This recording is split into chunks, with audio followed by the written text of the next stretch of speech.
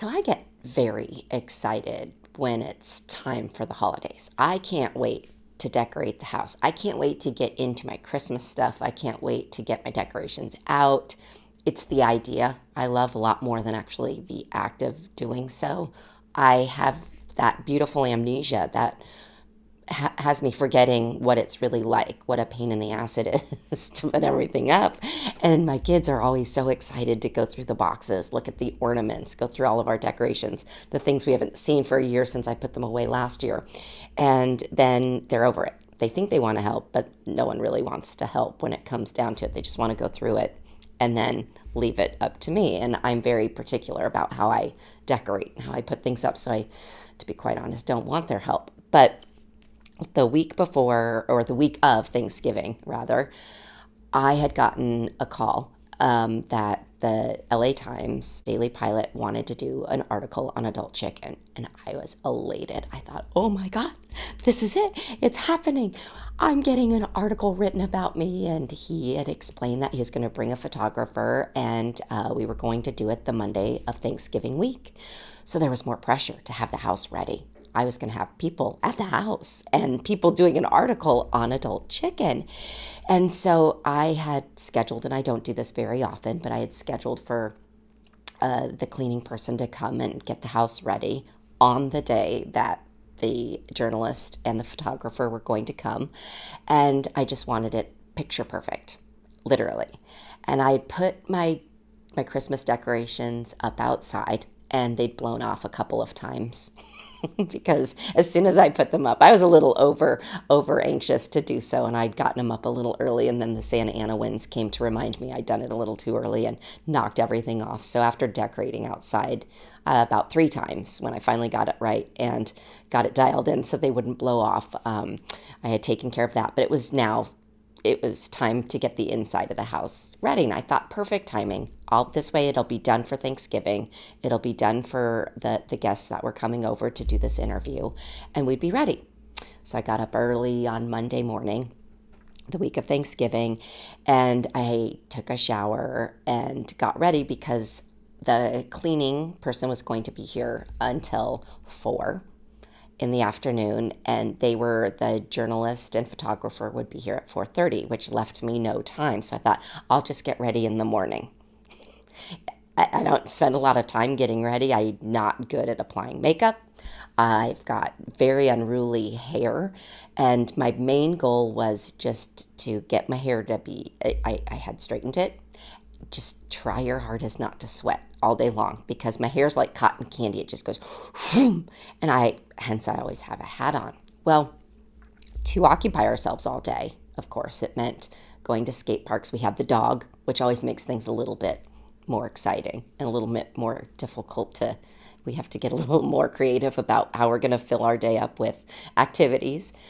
But Sandler said both kids had been working for the neighbors next door. One, Bootsy, walks the dog, and Sandler had been doing some help with the yard work, and the money was burning a hole in his pocket, and he wanted to go to the skate shop. So I thought, you know what, that's perfect. We'll go there. And he bought me a couple hats.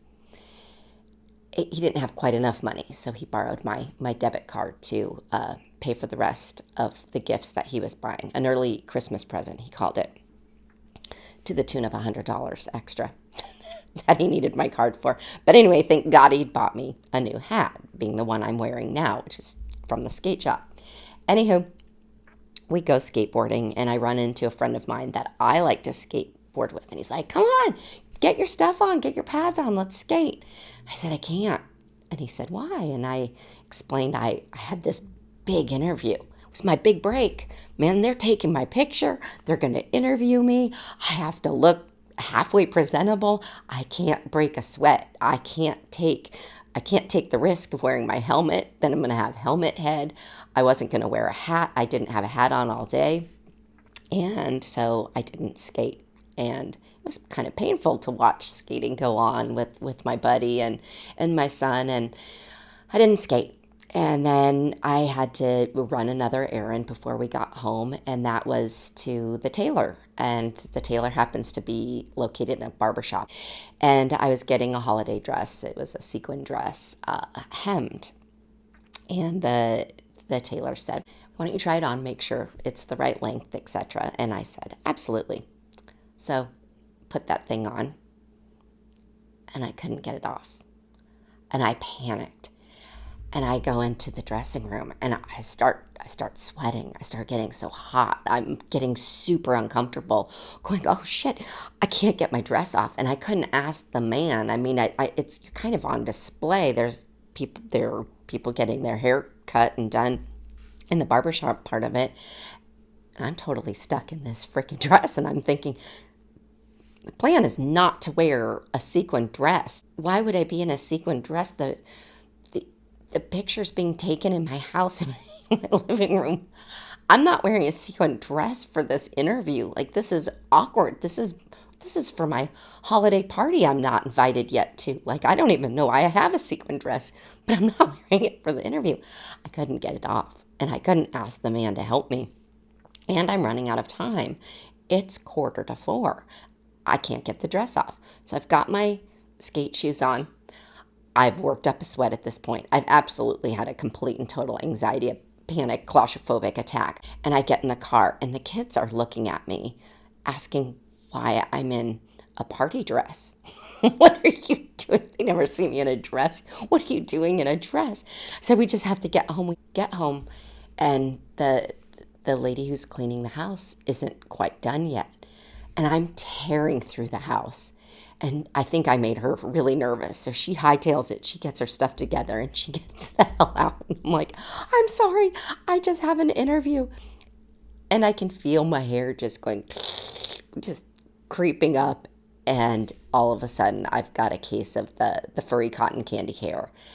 And I said, "Sandler, I know you bought me that hat for Christmas, but you've got to gift it to me right now." And he said, "Mommy, I got you 2 hats." I hadn't seen my receipt. I hadn't seen that he'd spent an extra $100 on my debit card. I thought maybe it had been a few extra dollars, but he'd bought me $100 worth of hats, which meant a few. And there was a knit cap that said "fucking awesome" on it. And I thought, I better not wear that one for my big interview. And the one I have on now, which is a Joker skate hat, and it's his favorite skate shop. So shout out to Jokers. Thank you. You saved me. I threw that on in the sequin dress that I was stuck in, and boom, the LA Times was knocking on my door. And so I let them in, and I kind of felt like I had to explain myself. And then I realized, you know what? They don't know me. Just do the interview, take the picture. I have no idea how this is going to turn out. And they wrote an article, and it came out on Saturday night, and I was elated. I felt like it was just such a big deal. It was quite an honor to be featured in the paper. I thought it was just an online deal, but somebody actually who knows Bootsy sent her a picture of the actual newspaper, which was very exciting to me, and the nostalgia crept in. But it was a great jump start to getting ready for the holidays. And just like the holidays, absolutely nothing turned out, nor did it look like anything I had imagined it to be. I'm Nikki Lynn Chase, and this is my podcast, Adult Chicken, and it's about navigating life's unexpected. These are my stories. This is my journey about being a mom to 2 special needs kids. It doesn't matter if it's holidays. It doesn't matter if it's something like the interview. But nothing ever goes like I anticipated. And it always ends up being a complete and total fiasco. Yet each and every time, I forget what it was like. And I think it's going to be different. And I think it's going to be perfect. And this year, right after Thanksgiving happened, I was so excited to get a Christmas tree. I always imagine getting a Christmas tree to be like the Hallmark movies where you go with your family and you cut down a tree. We live at the beach. I didn't even cut down a tree when I lived in Colorado for my entire life. Growing up, we had an artificial tree that my dad had to put together. The Grinch, the miser of all Christmas pasts. He hated Christmas. He'd have an epic temper tantrum every year. for my entire childhood. He'd throw that tree around. It was very durable because I can't believe it lasted for as many years as it did. And he had to color it, the ends were color coded, and he'd build the tree every year. I think nowadays they kind of fold up.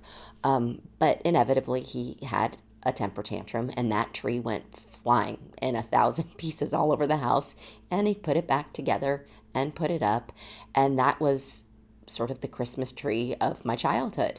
And then when I was married, it wasn't a matter of if the Christmas tree was going to fly across the house in a fit of rage. It was a matter of when.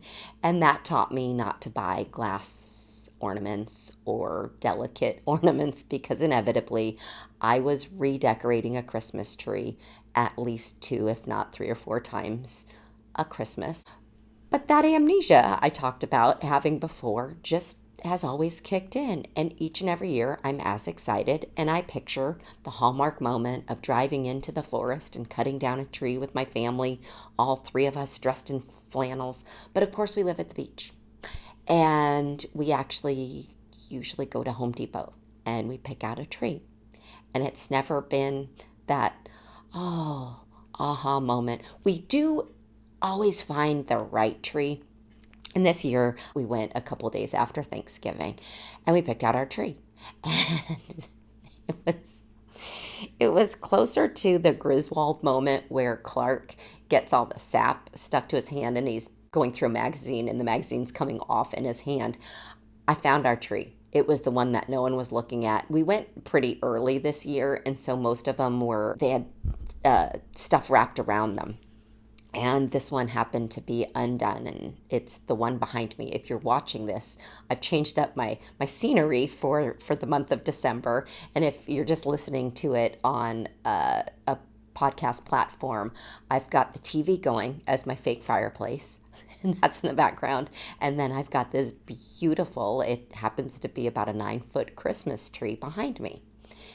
And it looks like it was the perfect moment. I got that sucker, picked it out.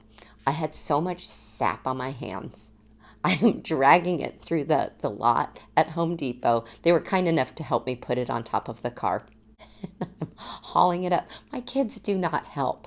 As much as I'd love for them to help, and I'll yell at them to help me, there's nothing they can do because they won't do it right. They will try. There's nothing to do to help me in the right way. But I drag this thing up the stairs, put it up. I get the lights on, run out of lights because I've missed an entire box I didn't even know I had. I found it after the fact, of course. Go get more lights. I get it so decorated. Like, it is perfectly decorated. I love it so much. And then I'm just making sure it's still on because it keeps shorting out. And the kids and I are sitting there at dinner, and we're having just this picture perfect. Christmas tree is up, the house is decorated, and we're several days ahead of my Christmas decorating schedule. And I said, "Is it crooked?" And they both reply, "No." I think they're terrified to say, "Yes, it's crooked," not knowing if I'm going to have my inherited Christmas breakdown like my father. And it was like slow motion. All of a sudden, the 9-foot Christmas tree just falls and smashes to the floor. And I thought, you've got to be kidding me. So after the tree went down, and after I've now had to fix the lights, I can't even count on both hands how many times I've had to change fuses and fix the lights. And I don't know what's going on this year. Maybe I'm being haunted by ghost past, but there's something about the lights on this tree that it's being a little temperamental, and it's driving me absolutely crazy. But I love it. It got me thinking about some of the Christmases of my past. And there's one in particular that literally had to have been one of the worst Christmases of my entire life. And it wasn't even when I was married. It wasn't even when I lived with my parents. It was about, I want to say 11, maybe 12 years ago. And I hadn't had a relationship with my mother for years and years and years. And in the summer months, she would migrate to the coast. So she had been in the Salton Sea. And it gets obviously really hot there. I never did go visit her there. Refused to go to the Salton Sea for that reason. But she would migrate, and she had come for a visit, and I had a very small dose of her. I also, at that time, had been, I had this summer love affair with a guy from Finland, and we had gone for some stupid reason. I thought I'd introduce him to my mother, who I'd not spoken to in years. But I thought my mom is 100%, was 100% Norwegian. Her whole side of the family was all Norwegian. And I thought maybe that Scandinavian connection would really bring us all together. And it was the first time in probably 25 years I'd seen a smidge of the spark I remember my mom had when I was a little kid. And I kind of liked it. It was kind of refreshing to finally see. It made me realize that my entire life with her wasn't awful. Most of it was, but it, it was nice to see. Anywho, we made a connection. It was a short one, and it was short-lived, but she went back to the Salton Sea. He went back to Finland, and the holidays were quickly approaching. So we're getting into about, I guess it was probably late October, and she calls me. And at this point, I think because she had seen, she didn't like Sandler, and she definitely didn't like me, but she always had a connection with Bootsy, I guess, or she liked Bootsy out of the three of us. Bootsy was her favorite, or the only one she liked. And she would call time to time, and I would let her talk to Bootsy. And she had asked Bootsy if I would get on the phone, and I did. And she said, "This is going to be my last Christmas. I'm dying." And because I kind of reflected on that little spark I had seen a couple months before when we had met up, I thought, oh my gosh, it tugged at my heartstrings, of course. This is my mother. She's telling me she's going to die. I don't remember what the reason she was dying. I think it was, she said something about her heart, or it was some sort of cancer. It might have been both. But she tells me this elaborate story about what she's got, and it's going to be her last Christmas. And my brother was living in the Cayman Islands at the time, and she wanted to treat us, knowing I had no money. She was going to treat us to a trip so we could all spend Christmas together, myself, the two kids, and spend it with my brother. And I'm not going to lie, I thought, ooh, a trip, a Caribbean Christmas kind of sounds lovely. That actually sounds awesome. I'd love nothing more than to go to Grand Cayman. Who doesn't want to go to Grand Cayman? I mean, it sounded awesome. And so I couldn't pack my bags fast enough. And I did think, this is my mom. And if this is her last Christmas, again, I have no idea why I believed her story, but I think I wanted to believe that things had changed when we had our moment with my friend from Finland, and I saw that spark. So I agreed and actually was excited to go. So shortly after arriving in the beautiful tropics of Grand Cayman, I quickly realized my mother wasn't dying of anything. There's nothing wrong with her other than just a terrible disposition. She was evil and she was mean, and she had not changed, and there was nothing going on with her medically speaking. The only thing that was noticeable and obvious was my mom always, she's never gone to the doctor. She had never gone to the doctor. She never took care of herself. And as I've mentioned in many episodes, she drank her weight in gin, and she's a pretty, toward the latter end of her life, she ended up being a pretty good sized person. So that was a lot of gin. And she had problems with her hips. She had problems with everything just because she didn't take care of herself. And so she would carry herself and kind of hold herself up, prop herself up, and walk with this walking stick. And she thought it made her look really natural and very outdoorsy. But it was this literal stick. It had some pesos in it. She'd gotten it when she'd gone down to Mexico. It turns out she was going down to Mexico to get whatever drugs for her ailments. She refused to go to the doctor, and she felt like that made her seem very progressive. Anyway, so the only noticeable thing was the fact that she was standing less upright and her stick. My kids and I called her Rafiki because she looked like it looked like Rafiki's stick from The Lion King. She looked nothing like Rafiki. Rafiki was in much better shape than my mother was. But she just walked around clonking this ugly walking stick. And when we'd gotten down to Grand Cayman, and she'd gotten there probably a week before we did, I started realizing really quickly there was nothing wrong with her other than the obvious that she couldn't stand upright and she still hadn't taken care of herself, had never gone to doctors. My whole childhood, she'd never gone to doctors except for, I think, to have my brother and I. And then at one time she broke her wrist and she only went because I took her to a hospital. But I started realizing real quickly she had literally just invited us down there. She did want to spend time with Bootsy. She loved Bootsy, or she thought she had a connection with Bootsy, but she couldn't stand Sandler or myself. And I think she saw Sandler as an extension of me and blamed him for all of the special needs that they have in the diagnosis. It was more recognizable in Sandler because he had been hooked up to a feeding tube when he was a baby, etc. So we get there and I start realizing this is going to suck. This is horrible.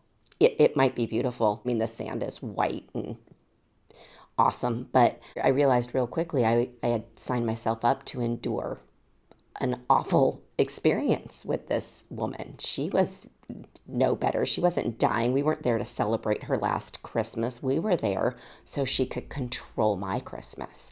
And I'd made it very clear, and she knew I had no means or money to pay for anything. And she saw that as an opportunity to completely and totally control my vacation. I can't call it a vacation, to control my time on the Caribbean island. And so the first thing where it was very apparent and obvious what she was doing was she had gone to the grocery store. And I'd made a little list. He tested when he was really young and learning to eat. I had made a hard-boiled egg for him, and I thought, oh, great, protein, dairy, this will be great, easy to eat, easy to chew. And no, he tested fatally allergic to eggs. He's never had a terrible reaction except for the first time I'd ever given him an egg, but I have to carry around an EpiPen. So I just had to ask my mom, whatever you do, get some things that don't have egg in them. He's able to eat egg now, and that's changed. But at the time, I was very, very cautious of that, of course. She shows up with, and I'm not kidding, 24 cartons of eggs. And she said, I'm going to just make, eggs. Grand Cayman has always been very expensive. Groceries were very, very expensive. It's a little Caribbean island. Everything's crazy expensive. She bought herself alcohol. I had asked for a bottle of wine, but that certainly wasn't going to happen, and that wasn't a huge surprise. But I had also asked for just peanut butter and jelly. If nothing else, I'll feed the kids peanut butter and jelly all day. And what she came home with was everything I hadn't asked for. And again, I wasn't being high maintenance. There were just certain things, as two little kids are picky, somewhat picky, and also needed some certain nutrients. And she commanded and demanded what we would eat. And most of it wasn't edible. So that was the first, before a long chain of events of very noticeable controlling, her instinct to control and her desire to want to control, and just in my face. And then about the second day, there was a pool, and it was the nicer pool. And she had decided she would offer to take Bootsy for a swim.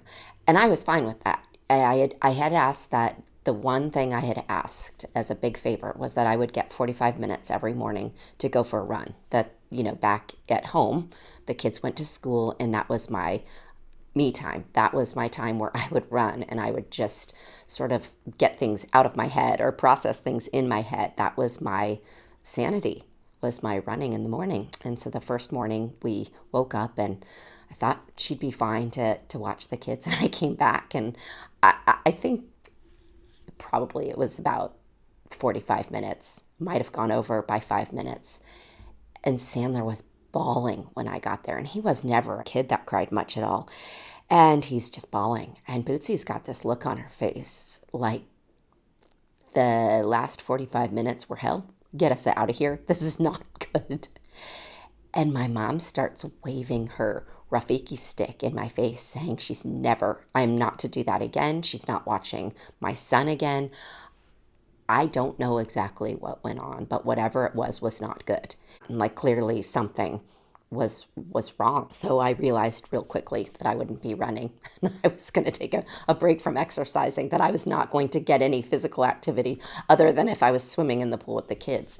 So that same day, that first day that we're there, and I start realizing this is going to be nothing like I anticipated it looking like. This was not going to be some magical, my mom's celebration of her last Christmas and the family has come together. It was abundantly clear from the get-go it was going to be absolutely miserable. And she had offered to take Bootsy. Again, Bootsy was the only one that she wanted anything to do with, and she had offered to take her swimming. And I thought, yes, but after the way our morning went, I will be on the sidelines watching you. So she took her to the nicer pool, the fancier one of the couple of pools that were at this resort. And it had a swim up bar, and you could order food, you could drink drinks. And she deliberately looked over her shoulder, made sure that Sandler and I were aware. Sandler was completely unaware, but she knew I was watching like a hawk. I didn't trust that my mom was even sober enough to not let Bootsy drown. My kids were not the strongest swimmers, and I was very, very terrified, especially after what I had come home from my 45-minute run.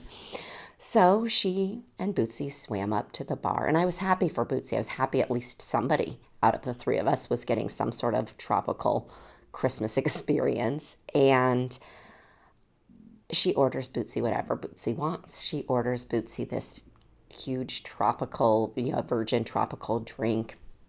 And she just kept looking at me like, sorry you're not eating today. Sorry you have no money to buy food. Sorry you and your son won't be having anything to eat except for whatever nasty items I bought and have in the room.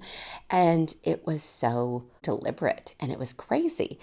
And the following day, I was somewhat rescued by a friend of my brother's, and I had met him many times in visits to the Cayman Islands in the past, and he has this lovely daughter who is pretty close to Bootsy's age, and he brought her over to swim with Bootsy, and it was great. I thought, this is going to redeem the trip. This is going to make everything better. And he and I sat and he ordered beers for me all day, which I really enjoyed that. It felt like a tropical vacation. I had this great conversation with him. He had gone through all kinds of medical situations with his daughter. And my gosh, we could really relate to each other. We were really having this great adult conversation, and the kids were happy, and we had a great day. And it was the first time I kind of saw a glimmer of hope that this trip is redeemable. Maybe we can have this Caribbean Christmas I had kind of imagined it to be. Even though my mom wasn't dying, it was not a celebration of her last Christmas, and she was still as awful, if not 1,000 times worse than I had thought she was before. I thought my brother was on his way after work, and I think it's going to be okay. And he showed up, and immediately he told me that I was going to go with him, and he needed to do a car trade. So we were going to go. He needed to pick up the car and pick up some dog that he was taking care of. And he kind of busts through the hotel room and said, "Nikki, get ready. We have to go. You're going to follow. We're going to go together, and you're going to follow me home." And I said, No. Your friends were just here literally all day. We were at the pool. I was having vacation. I've been drinking beer all day. I have been having the time of my life. I'm certainly not driving a car after having my Caribbean buzz on, and I'm not going to be driving actually, period, because they drive on the other side of the road. I was not going to be driving. And he lost it. He came at me. He tossed me against the wall of the hotel room. All of this in front of my mom. I catch a glimpse of my mom over there like Rafiki. She's sitting in a chair. She's got her walking stick. And she's almost got this little smirk on her face, like she was enjoying the show of my brother kicking my ass. And a quick flash in my head, I thought to myself, we're not, my children are present. This is, I'm almost 40. My brother, he probably was about 40 at the time. This is not 10-year-old brother and sister wrestling around or sibling rivalry. This is crazy. You're kicking my ass in a hotel room with my mother, or our mother, sitting here smirking at me. My kids can't see this. So I ran out. I had grabbed my phone, or I had my phone with me, but there was no charge. And I thought, oh my God, what am I going to do? Like, my kids can't see this behavior. They can't see that this is my family. What is this? And I didn't have the tools at that time to process. My family was just a cluster of fuck ups. Like, I didn't have those tools. I thought, this is the group of people that is supposed to love us, me, myself, and my children. They're supposed to embrace all of our differences, all of our special needs that we have. They're supposed to love us unconditionally. My mom is trying to control what we eat, what we do, how we do things. My lifeline to the outside world. She wouldn't let me borrow her phone charger. I had forgotten my phone charger. I had an iPhone at the time. And that sounds ridiculous, but we're on a Caribbean island. And to tell you the truth, again, this is 10, 11, maybe even 12 years ago, the iPhones weren't the phones of choice on that island. There were no such thing as charging stations. And to get a charger would have been a gazillion dollars. And so she was controlling when I could use her phone charger. And so I immediately, when my brother came at me, I ran out. I had just enough charge to get a hold of my dad. I thought to myself, first thought was, this can be a really expensive phone call, but you've got to make the phone call. And I called my dad. And I said, I need your help. You've got to get me out of here. These people are crazy. Your son is nuts. And your ex-wife is off the hinges.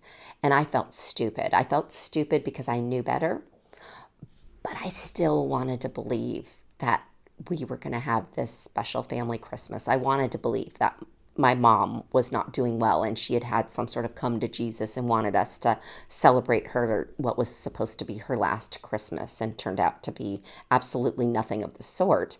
And my dad said, it's not my problem, and why can't you just get along with people? And I thought to myself, wow, maybe he's right. Like, is this me? Is this because I have issues getting along with my mom? I always had. I was the one that she did not like. Was this because of me? And I found myself blaming myself. And I thought, what kind of person am I? I did make the choice to go down there to Grand Cayman. I could have said no. I made the choice. I knew my mom was horrible. It made me doubt myself. I think for the first time, really, really doubt myself and my whole personality. Because when my dad said that, all of a sudden I felt so hopeless, because I thought, well, he's not going to help me get off of this island. And I have no money. I have no way to get off of this island. And of course, it wasn't what I wanted to hear. And it was definitely not what I needed to hear. And I sat with myself for a minute and I thought, what do I do? And I think it was the first time in my entire life my eternal optimism was gone. It was gone. There wasn't even a slight hint of it existing within me. I thought, even when I took the kids in the middle of the night and we left and we had no idea, I had no idea where we were going. I had no idea if Sandra was going to make it from one day to the next. I still didn't see a light at the end of the tunnel. I still knew things were temporary. I had this eternal optimism. And at that point in Grand Cayman, it was gone. For the first time in my entire life, I didn't see a glimmer of hope. In fact, I saw quite the opposite and quite the contrary, where I thought, maybe my dad is right. Maybe this is me. Maybe this is because I have always been sort of the outcast of the family. And maybe there's a reason for it. Maybe I am to blame. I didn't have the tools at the time to realize my family was just this cluster of pieces of shit. I didn't realize that. I thought I have put in all of this effort with this group of people, and it's a small group of people, but all three of them, my dad, my mom, my brother, saw me as the dummy, the person that was never going to make it, the person that there was no chance I was going to succeed, the person that didn't do anything I was supposed to do, nothing I was ever asked to do. I never did anything. I went against the grain. And I thought it had worked out pretty well for me until that exact time where I'm on this island completely out of money. I have nothing. I have nothing but an EBT card that definitely does not work in another country. I have no money. I have no support. And at that point, I've got no family. And I'm thinking, what am I going to do? And I start feeling like an epic failure with my children, thinking I've brought them down here. Who am I? What kind of mother am I to put them around people who literally can't stand them, who literally don't have the capacity to love them for who they are? And for the first time and only time, I can say I honestly contemplated ending my life. I didn't see how I was going to get off that island. I didn't see how I was going to make. We were scheduled to be there for another, I think, 3 weeks. And there's no way. There's no way I was going to live through. That was the first 3 days. There's no way I was going to live through 3 weeks of that. There was no way. I decide I'm going to attempt to swim knowing there's no way in hell I'll make it to Jamaica. And that would be the end. And so I returned to the room. It wasn't methodical enough to think I'm going to say my last goodbye. It was, I am just going to do what needs to be done, which is to get my kids' travel documents into one place, get my computer. I'd brought my laptop, get my computer into one place, get it all together, have it somewhere where when I walk into the water for my swim, this is available. So somebody, I have no idea who, will get the kids back to the States and they will live a life without me. And it wasn't a moment of thinking, oh my gosh, I'm so selfish. It is now thinking, what the hell was I thinking? Which, I mean, there's an answer to that. I wasn't thinking. I didn't know what else to do. And I returned briefly to go get the bag, to go get the documents, to go get my computer. And I thought, I need the charger. So I went to grab my mom's charger. And that's when she charged me. She came at me with her Rafiki walking stick and just started beating me with it, asking me why I have to ruin everything. And for the, however old I was, I think I was 38 at the time, for 38 years, I've done nothing but ruined her life and ruined every Christmas and everything that the family had ever wanted to do together. And that was sort of the grand finale of my last hurrah with my mother. And I thought, well, this is it. I'm done. I'm done with life. And I went outside. I could see the room. I could see it from where I was sitting and where I was kind of contemplating how exactly this would go down. And it was a very strange feeling. It was a very out of body, surreal feeling because there was almost a peace to it because I envisioned how it would go. And I thought, this will be the end. There will be no more challenges. There will be no struggles. There will be no more trying to figure out how we're going to make it day to day. That was the end. And it was a very peaceful feeling. And then something snapped inside me where I thought, what are your kids going to do? Yeah, you've got this bag. You've got their passports in there. You've got a laptop with absolutely nothing important on it. I think I even was traveling with their birth certificates. I had everything, their social security cards, their birth certificates, their passports. Got everything. Like, ooh, you've got a bag full of documents and you've got these two kids. What in God's name are you going to do? What happens to them? You just saw the display of your family. Clearly, no one in your family can do anything. And there's nobody in their father's side of the family that can do anything, including the father. What happens when they get on a plane and go back to the States and you're no longer their mom? What happens to them?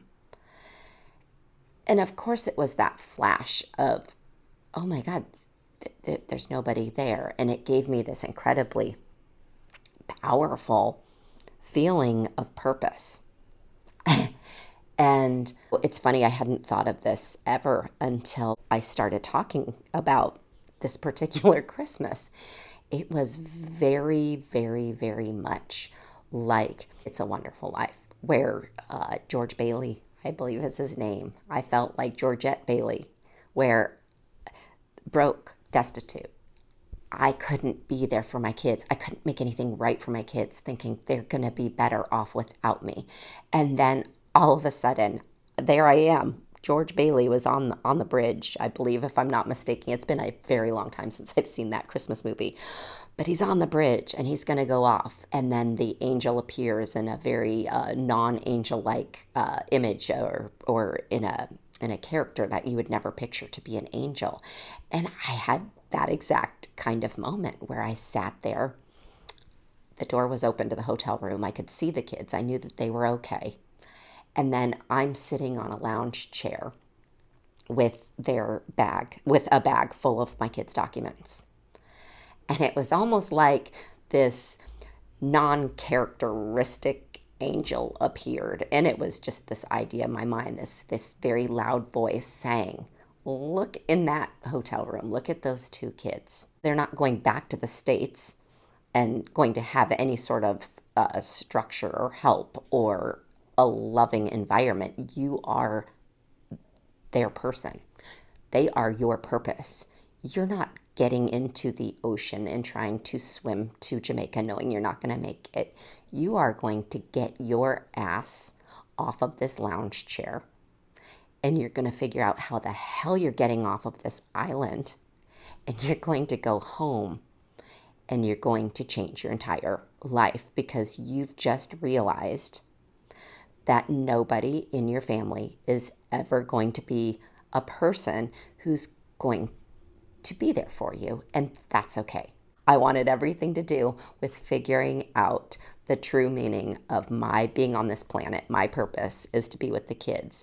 And the true meaning of Christmas, which had nothing to do with gifts or presents or anything, but it was realizing my purpose. It was realizing that I was the greatest gift to my kids, and we need to get the hell out of there.